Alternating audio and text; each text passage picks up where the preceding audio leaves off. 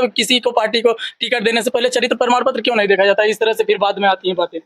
नहीं, सोनभद्र की घटना की मुझे व्यक्तिगत जानकारी नहीं, लेकिन जैसा आपने बताया है, अगर कोई भी जनप्रतिनिधि है, विधायक है, सांसद है, चेयरमैन है, नगर पालिका से जुड़ा है, कोई भी व्यक्ति है, अगर उसने कुछ भी गलत किया है तो कानून अपने हिसाब से सख्त कार्रवाई करे और ऐसे लोगों को दंडित किया जाए। कानून अपराधी को दंड देने में कार्रवाई होनी चाहिए और उनको अधिक से अधिक दंड होना चाहिए। उन्हें एक्स्ट्रा दंड मिलना चाहिए क्योंकि वो भारतीय जनता पार्टी के व्यक्ति हैं। उन्हें एक्स्ट्रा दंड मिलना चाहिए क्योंकि वो बीएचयू में पढ़ रहे थे। उन्हें एक्स्ट्रा दंड मिलना चाहिए कि वो छात्र जीवन में अपराधी प्रवृत्ति में आए और उसको महिला को सम्मान, बेटी को सम्मान मिलना चाहिए, सुरक्षा मिलनी चाहिए और उसके लिए आगे को बढ़ावा दिया। मोदी जी ने विकास को बढ़ावा दिया। यही तो कारण है आज दुनिया में सऊदी अरब में अगर प्रभु श्री राम का मंदिर बन रहा है तो कुछ ना कुछ तो हमें हौसला है, कुछ ना कुछ तो हमें तरक्की है। आप देखिए 14 अगस्त इसीलिए भारत दुनिया के सब देशों से चहेता भी है, प्यारा भी है, नाम भी है, सम्मान भी है। हमारे देश के प्रधानमंत्री का नाम पूरी दुनिया में अलग सम्मान से लिया जाता है। अब बदला हुआ भारत है, वो भारत नहीं है जो पहले वाले का था। अब बहुत बदला हुआ भारत है जो आपको दिख रहा है। हमारे देश में बेटी बचाओ बेटी पढ़ाओ, बेटियों को सारी संपत्ति कांग्रेस की सरकार आएगी तो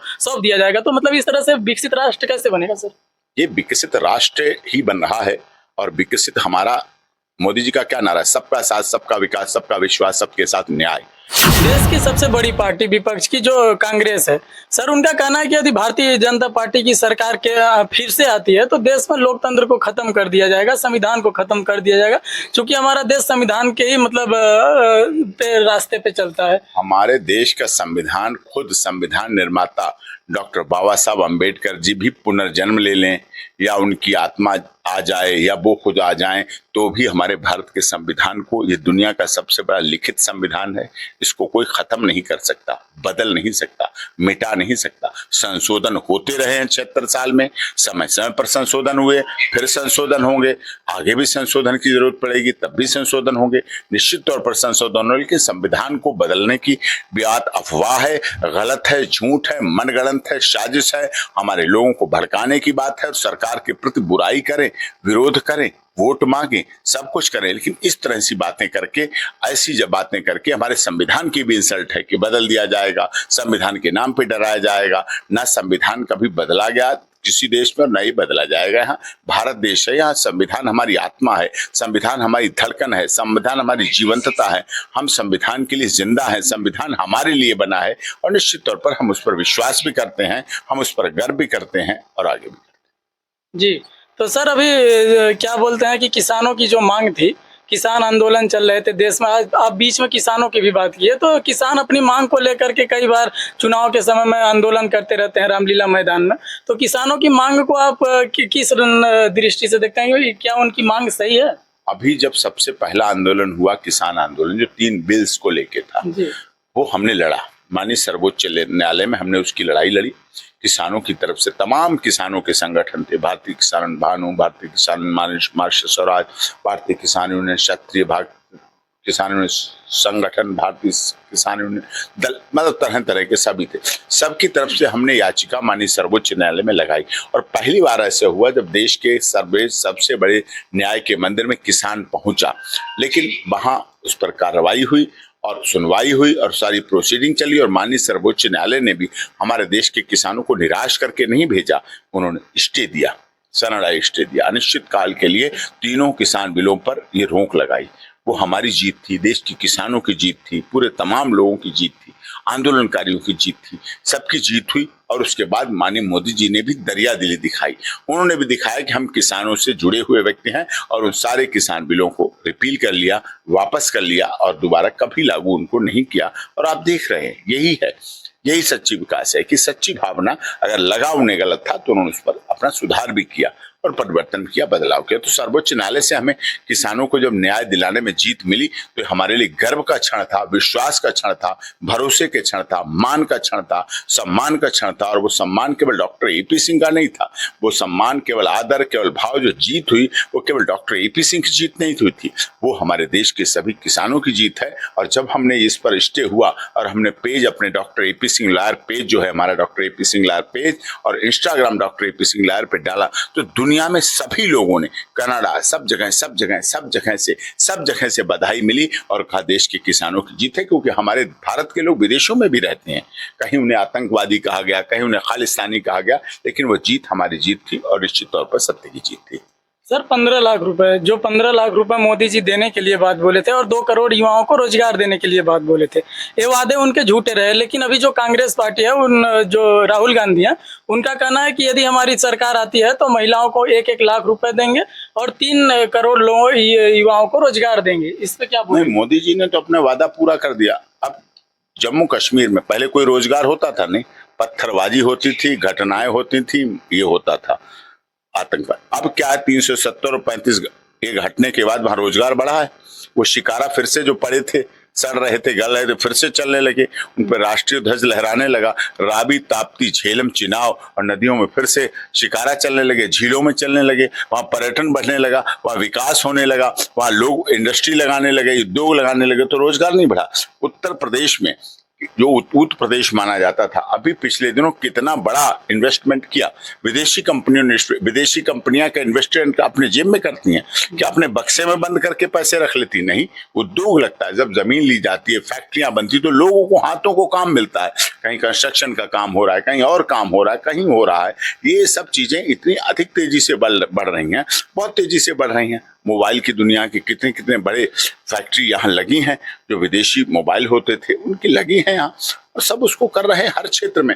चाहे कार इसमें इंडस्ट्री हो, व्हीकल की इंडस्ट्री हो, सब गाड़ियां बन रही हैं, चाहे मोबाइल की इंडस्ट्री हो, चाहे टीवी की इंडस्ट्री हो। इस तरह से नए औद्योगिक क्षेत्र कई चल रहे हैं। कंप्यूटर टेक्नोलॉजी के क्षेत्र में हो, कृषि के संसाधन के क्षेत्रों में हो, और औद्योगिक क्षेत्र हैं, सब में विकास हुआ है, सब में रोजगार बढ़ा है।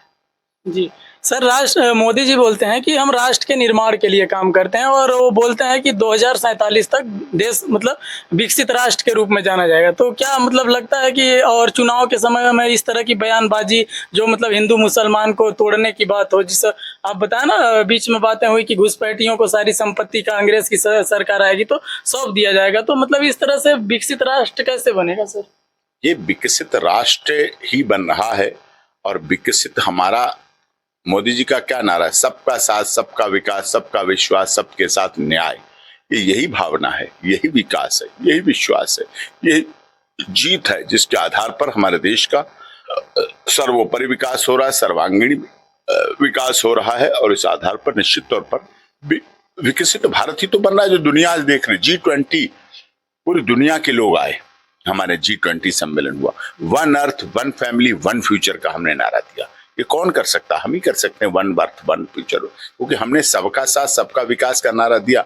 और उससे पहले भी हमारा वसुधैव कुटुंबकम का नारा था, ये हमारा था। हम अपनी पूजा आरती में क्या करते हैं? विश्व का कल्याण हो, प्राणियों में सद्भावना हो, धर्म की जीत हो, अधर्म का नाश हो, सर्वे भवन्तु सुखिनः सर्वे सन्तु निरामया सर्वे भद्राणि पश्यन्तु। हमारा सर्व है। हम अपने व्यक्तिगत निजी सुख नहीं देखते, निजी सुख नहीं देखते। मोदी जी ने कभी परिवारवाद को नहीं बढ़ावा दिया, मोदी जी ने कभी सदैव राष्ट्र हित को बढ़ावा दिया, मोदी जी ने देश हित को बढ़ावा दिया, मोदी जी ने विकास को बढ़ावा दिया। यही तो कारण है आज दुनिया में सऊदी अरब में अगर प्रभु श्री राम का मंदिर बन रहा है, तो कुछ ना कुछ तो हमें हौसला है, कुछ ना कुछ तो हमें तरक्की है। आप देखिए 14 अगस्त आजादी के समय, उस समय पाकिस्तान में कितने मंदिर थे? भारत थे ना, पाकिस्तान में कितने मंदिर, और कितने हिंदुओं की संख्या थी ना ज्यादा।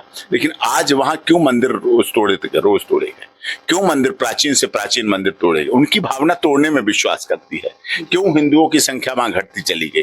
क्यों वहां जबरदस्ती धर्म परिवर्तन होता चला गया? क्यों वहां बच्चियों का अपहरण करके और जल्दी बाल विवाह करा के धर्म परिवर्तन करा दिया जाता है? हमारे देश में ऐसा नहीं होता है। हमारे देश में मंदिरों की संख्या दुनिया में सबसे अधिक है, तो मस्जिदों की संख्या भी दुनिया में सबसे अधिक है।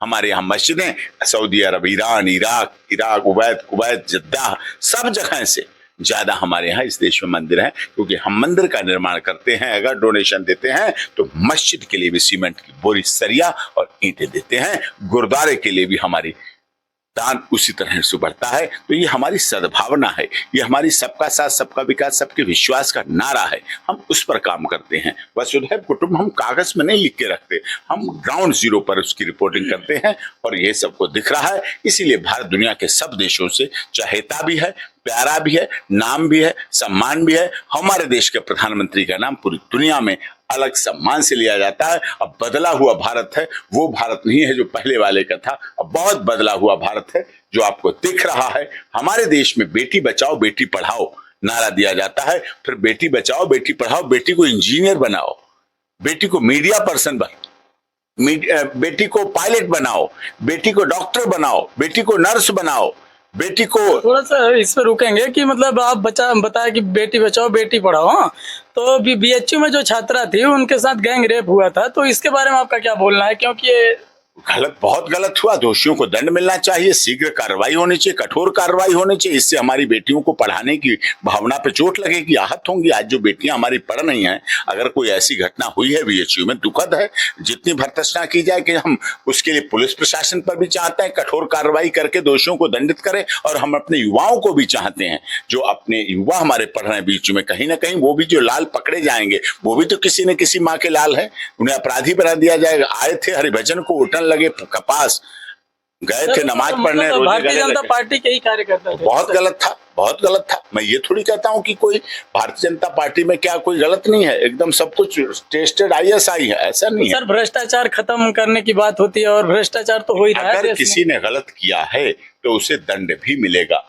वैसे तो मोदी जी की वजह से सब भ्रष्टाचार से तो कांपते ही रहते हैं, लेकिन अगर किसी ने गलत किया है, अगर किसी ने दंड दिया है, अगर मोदी जी के नाम को बदनाम करने की बात की है, भारतीय जनता पार्टी को बदनाम करने की साजिश की है, तो निश्चित तौर पर ऐसे लोगों के खिलाफ कठोर कार्रवाई, कठोर कानूनी कार्रवाई होनी चाहिए, और उनको अधिक से अधिक दंड होना चाहिए। उन्हें एक्स्ट्रा दंड मिलना चाहिए क्योंकि वो भारतीय जनता पार्टी के व्यक्ति हैं। उन्हें एक्स्ट्रा दंड मिलना चाहिए क्योंकि वो बीएचयू में पढ़ रहे थे। उन्हें एक्स्ट्रा दंड मिलना चाहिए कि वो छात्र जीवन में अपराधी प्रवृत्ति में आए, और उसको, महिला को सम्मान, बेटी को सम्मान मिलना चाहिए, सुरक्षा मिलनी चाहिए, और उसके लिए आगे अज्वल भविष्य के लिए अच्छे रास्ते खोले जाने चाहिए। सर, एक चीज और जानेंगे कि ये इसी तरह की घटना है सोनभद्र की, आप जहां तक कि सुने होंगे कि जो वहाँ के विधायक थे राम दुलारे गौड़, वो भी मतलब इसी तरह की घटनाएं किए थे, मतलब नाबालिग बच्ची के साथ जब वो प्रधान थे उस समय किए थे, और अभी वर्तमान में विधायक थे सोनभद्र के, और इस तरह की नाबालिग के साथ गए, उनका भी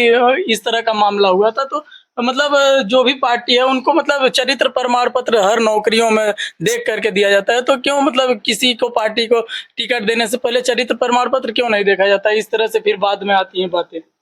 नहीं, सोनभद्र की घटना की मुझे व्यक्तिगत जानकारी नहीं, लेकिन जैसा आपने बताया है, अगर कोई भी जनप्रतिनिधि है, विधायक है, सांसद है, चेयरमैन है, नगर पालिका से जुड़ा है, कोई भी व्यक्ति है, अगर उसने कुछ भी गलत किया है तो कानून अपने हिसाब से सख्त कार्रवाई करे और ऐसे लोगों को दंडित किया जाए। कानून अपराधी को दंड देने में कोई बिल्कुल नहीं सोचना चाहिए। आपने देखा दिल्ली में, आपने देखा दिल्ली के मुख्यमंत्री जेल में, उप मुख्यमंत्री जेल में, राज्यसभा सांसद जेल में रहे, दिल्ली सरकार के मंत्री सत्येंद्र जेल में।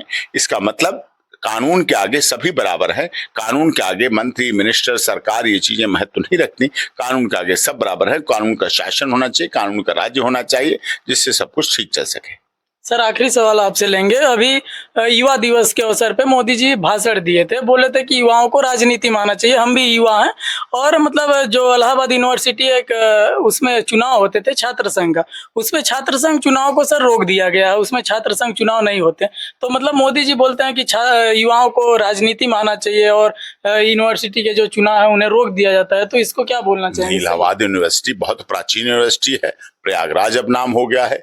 इलाहाबाद विश्वविद्यालय दुनिया का सबसे पुराने न्यायालयों में स्थिति है, भारत का सबसे प्राचीन और बड़ा आज भी न्यायालय है, उससे बड़ा आज न्यायालय नहीं बन पाया है। मतलब न्याय की जननी है इलाहाबाद। तो प्रयागराज है, 3 नदियों का संगम है, बहुत पवित्र स्थली है, और वहाँ छात्र नेता भी हैं, इलाहाबाद यूनिवर्सिटी है, कॉलेज हैं। तो वहाँ छात्रों के चुनाव पर अगर रोक लगाई तो गलत है। सरकार को, उत्तर प्रदेश सरकार को समाधान निकालना चाहिए, रास्ता निकालना चाहिए, और उस रास्ते पर चलकर छात्रों के राजनीतिक भविष्य को लेके, क्योंकि राजनीति, अच्छी राजनीति अगर आप चाहते हैं तो छात्र उसमें आए, पढ़े लिखे उसमें आए, पढ़े लिखे आगे आए। जब पढ़े लिखे आगे आते हैं तो निश्चित तौर पर उसकी शुरुआत छात्र जीवन में, विश्वविद्यालयों के राजनीतिक जीवन से शुरू होती है, और उसमें आगे आएंगे। चुनाव होना चाहिए जिससे वो जीवन सही चल सके और चुनावी प्रक्रिया सही सके, जिससे देश के भी निर्माण में भाग ले सकें और आगे कार्य कर सकें। सर, बात करने के लिए धन्यवाद। तो ये रहे देश के प्रतिष्ठित और जाने माने वकील डॉक्टर एपी सिंह। इनसे लोकसभा चुनाव को लेकर के बातचीत हुई। आप सब कमेंट करके बताना कि ये मेरा छोटा सा प्रयास आप लोगों को कैसा लगा। तब तक के लिए जय हिंद, जय भारत।